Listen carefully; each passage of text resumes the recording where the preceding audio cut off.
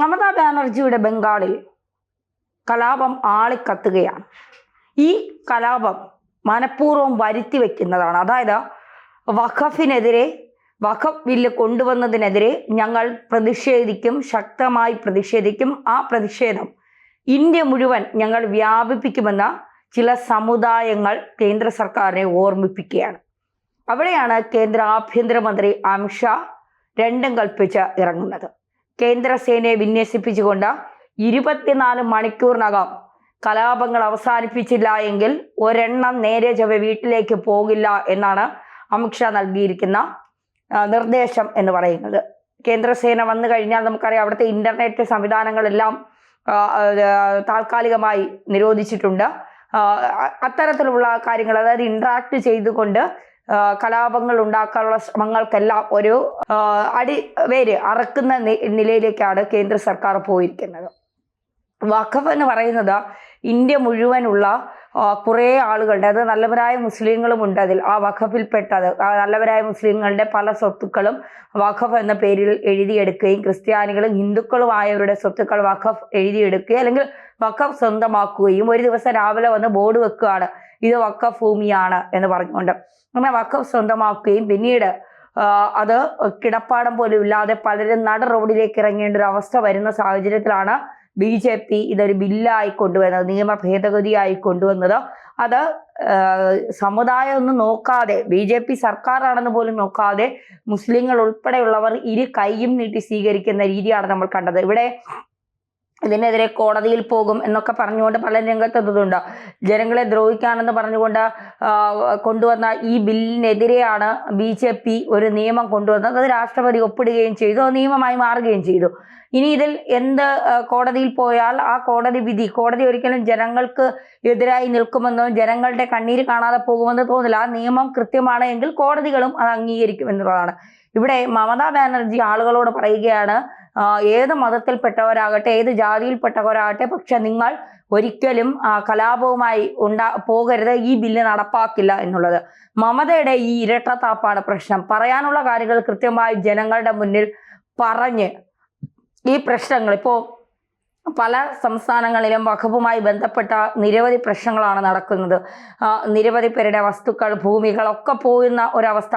Parliament, ശബരിമലയും Padmanabhaswamy ക്ഷേത്രവും supreme കോടതിയും ഹൈക്കോടതിയൊക്കെ എന്നാണ് വഖഫ് തങ്ങളുടേതാക്കുന്നതെന്ന് മാത്രമേ ഇനി അറിയേണ്ടതുള്ളൂ. ബാക്കി കേരളം മുഴുവൻ വഖഫിൻ്റെതാക്കിക്കൊണ്ട്, ഇന്ത്യ മുഴുവൻ വഖഫിൻ്റെതാക്കിക്കൊണ്ട് 2047 എല്ലാം നമ്മുടെ കയ്യിലേക്ക്, അല്ലെങ്കിൽ നമ്മുടെ സ്വത്തുവകകളെല്ലാം ഇന്ത്യ മുഴുവൻ വഖഫിൻ്റെതാണെന്ന് പറഞ്ഞ് എഴുതിയെടുത്തുകൊണ്ട് ഇന്ത്യയിൽ ഒരു മുസ്ലിം രാഷ്ട്രം അല്ലെങ്കിൽ മുസ്ലിം ഭരണം ഉണ്ടാക്കുക എന്നുള്ളതാണ് ഇവരുടെ ലക്ഷ്യം എന്ന് പറയുന്നത്. അതിൽ ഈ നല്ലവരായ മുസ്ലിങ്ങൾ ഉൾപ്പെടുന്നില്ല എന്ന് പല ആവർത്തി പറയുകയാണ്. കാരണം അവരൊക്കെ പറയുന്നത് ഈ നിയമം വേണ്ട എന്ന് തന്നെയാണ്.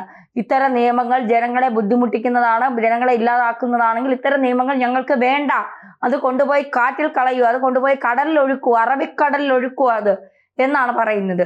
നരേന്ദ്രമോദിക്ക് സ്തുതി പാടിക്കൊണ്ട് അല്ലെങ്കിൽ നരേന്ദ്രമോദി അഭിനന്ദിച്ചുകൊണ്ട് നരേന്ദ്രമോദിക്ക് ഒപ്പമാണെന്ന് പറഞ്ഞുകൊണ്ട് നിരവധി പേരാണ് രംഗത്തെത്തുന്നത്. നമുക്ക് പറയാം, മുനമ്പത്ത് 50ഓളം ക്രിസ്ത്യാനികളാണ് ജനിച്ചപ്പോൾ മുതൽ കോൺഗ്രസ്സുകാരായി ജീവിച്ച് കോൺഗ്രസിന് വേണ്ടി പ്രവർത്തിച്ച 50ഓളം ക്രിസ്ത്യൻ കുടുംബത്തിലെ അംഗങ്ങളാണ് പിന്നെ BJPയിലേക്ക് ചേർന്നത്. കാരണം അവർക്ക് വിശ്വാസം BJPയേ ഉള്ളൂ. അവർ മുനമ്പത്തുകാർ ഇനി BJP മതി എന്നാണ് പറയുന്നത്. കാരണം ഹൈബി ഈഡൻ ഉൾപ്പെടെ ഉള്ളവരുടെ അടുത്ത നിലപാട് BJP ഇത് രാഷ്ട്രീയ ലാക്കോടെയാണ് ഈ ബില്ല് കൊണ്ടുവന്നത്. എന്ത് ലാക്കോടെയാണെങ്കിലും അത് ജനങ്ങൾക്ക് ഉപകാരപ്പെട്ടോ എന്നുള്ളതാണ് നോക്കേണ്ടത്. ആ ബില്ല് തിരുത്തി എഴുതിയോ എന്നുള്ളതാണ്. വഖഫിന് പൂർണ്ണ അധികാരം നൽകുന്നത് ജവഹർലാൽ നെഹ്റുവിന്റെ കാലത്ത് കൊണ്ടുവന്ന നിയമമാണ്. 1955 എൻ്റെ ഓർമ്മ.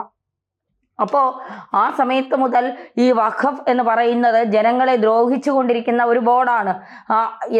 ഇപ്പോൾ മക്കളുടെ കല്യാണത്തിന് വേണ്ടി വാങ്ങി വെച്ച സ്വത്ത് നാളെ വന്ന് വഖഫ് പറയുകയാണ്, കല്യാണമൊക്കെ ഉറപ്പിച്ചു കഴിഞ്ഞു, ആ സ്വത്ത് മരുമകന്റെ അല്ലെങ്കിൽ മകളുടെയും മരുമകന്റെയും പേരിൽ എഴുതി കൊടുക്കുമ്പോഴാണ് വന്ന് പറയുന്നത് ഇത് വഖഫിന്റെ സ്വത്താണ്, അള്ളാഹുവിന്റെ സ്വത്താണ്. ആ പെൺകുട്ടിയുടെ കല്യാണം മുടങ്ങുന്നു. അല്ലെങ്കിൽ വേണ്ട, സ്വത്ത് വേണ്ടാന്ന് പറഞ്ഞാൽ ആ ചെറുപ്പക്കാരൻ കൊണ്ടുപോയാലും ആ അച്ഛനും അമ്മയും ആ മകൾക്ക് വേണ്ടി മാറ്റി വച്ചിരുന്ന ആ വസ്തു അത് അള്ളാഹുവിൻ്റെ എന്നും പറഞ്ഞ് എടുത്തോണ്ട് പോകാൻ ഇവർക്ക് ആരാണ് അധികാരം കൊടുത്തത്? അപ്പോൾ ഇതൊക്കെ ചോദ്യം ചെയ്യപ്പെട്ടു തുടങ്ങിയപ്പോഴാണ് വഖഫ് അല്ലെങ്കിൽ ഒരു മതത്തിനെതിരെ BJP തിരിയുന്നു, കുറെ ആളുകൾ തിരിയുന്നു എന്നൊക്കെ പറഞ്ഞുകൊണ്ട് രംഗത്തെത്തുകയും പിന്നീട് പല പ്രശ്നങ്ങൾ അതിൻ്റെ പേരിൽ ഉണ്ടാക്കുകയും ചെയ്തപ്പോഴാണ് BJP ഇത് പാതിരാത്രി വരെ ചർച്ച ചെയ്താണ് ഇതൊരു ബില്ലാക്കി മാറ്റിയത്. രാഹുൽ ഗാന്ധിയൊക്കെ മൗനി ഭാവയായിരുന്നത് നമ്മൾ കണ്ടതാണ്. പ്രിയങ്ക ഗാന്ധി ഇവിടെ നിന്ന് നാട് വിട്ടോടിയത് കണ്ടതാണ്. കാരണം മുസ്ലിം ലീഗിനെ പിണക്കാൻ കഴിയില്ല. എന്തെങ്കിലും ഇതിൽ അനുകൂലമായി പറഞ്ഞു പോയാൽ ലീഗ് കൈവിട്ടു പോകും. മതേതരത്വ പാർട്ടി എന്ന് പറയുന്ന കോൺഗ്രസിന്റെ അവസ്ഥ പരമദയനീയമാകും. അതുകൊണ്ട് പിടിച്ചു നിൽക്കാവുന്നതിന്റെ പരമാവധി പിടിച്ചു നിന്നു. പക്ഷേ ഒരു തരത്തിൽ മുന്നോട്ട് പോകാൻ കഴിയാതെ വന്നപ്പോഴാണ് രാഹുൽ മൗനിയായത്, പ്രിയങ്ക വിട്ടത്. അപ്പോൾ ഇപ്പോൾ പ്രിയങ്ക എവിടെയാണെന്നുള്ള അന്വേഷണത്തിലാണ് ഏജൻസികൾ എന്നാണ് പറയുന്നത്. അമേരിക്കയിലുണ്ടോ അതോ വിയറ്റ്നാമിലുണ്ടോ പട്ടായയിലുണ്ടോ ഇനി മറ്റേതെങ്കിലും രാജ്യത്തുണ്ടോ, ഇതൊക്കെ ചോദ്യചിഹ്നമായി നിലനിൽക്കുകയാണ്. പ്രിയങ്കയുടെ കാര്യം പണമുള്ളവർക്ക് കണ്ണടച്ചു തുറക്കുമ്പോൾ അമേരിക്കയിലെത്താം, മറ്റു രാജ്യങ്ങളിലൊക്കെ എത്താം, അതൊക്കെ അവരുടെ സൗകര്യമാണ്. എന്തായാലും പോയിട്ടൊക്കെ വരട്ടെ, പതുക്കെ വന്നാൽ മതി. ഇവിടെ വലിയ അത്യാവശ്യങ്ങളൊന്നുമില്ല. വയനാട് ജയിപ്പിച്ച ജനങ്ങൾക്ക് അതൊരു അബദ്ധമായി പോയി എന്നവർ ഇപ്പോൾ മനസ്സിലാക്കി തുടങ്ങിയിരിക്കുന്നു എന്നുള്ളതാണ്. ഉത്തരേന്ത്യയിൽ അല്ലെങ്കിൽ കേരളത്തിന് പുറത്ത് നാളെ ഇറക്കി പിന്നെ ഇലക്ഷൻ നിർത്തേണ്ട അവസ്ഥയുടെ ഗതികേടിലായിരുന്നു കോൺഗ്രസ് എന്നുള്ളത്. ഇനി അടുത്ത അമ്മ വരുമായിരിക്കും. കാരണം ചേട്ടൻ പോയി അനിയത്തി വന്നു, ഇനി അനിയത്തി പോകുമ്പോൾ അമ്മ വരുമായിരിക്കും. അപ്പോൾ അങ്ങനെ അവിടെ മാറി മാറിയൊക്കെ ആരെങ്കിലുമൊക്കെ വന്നോളും.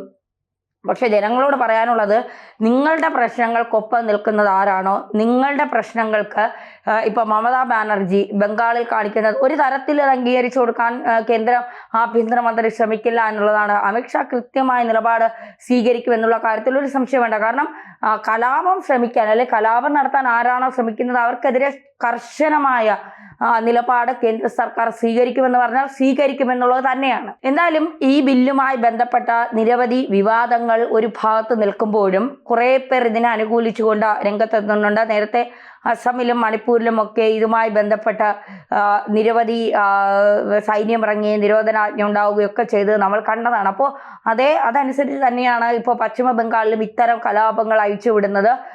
ചില പ്രദേശങ്ങളിലെ മുസ്ലിം സംഘടനകൾ ട്രെയിനുകൾ കത്തിക്കുന്നു, വീടുകൾ കത്തിക്കുന്നു, ആളുകളെ കൊല്ലുന്നു.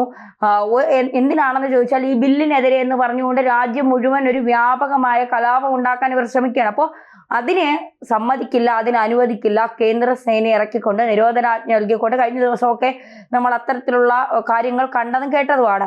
എന്തായാലും കേന്ദ്രം കൃത്യമായ നിലപാടെടുക്കുന്നു. ഈ വഖഫിനെതിരെ പ്രതിഷേധം കത്തിക്കുന്നവരോടാണ്, നിങ്ങൾ പ്രതിഷേധിച്ചിട്ടൊന്നും ഒരു കാര്യവുമില്ല. കാരണം അത് ബില്ലായി നിയമമായി കഴിഞ്ഞ കാര്യമാണ്.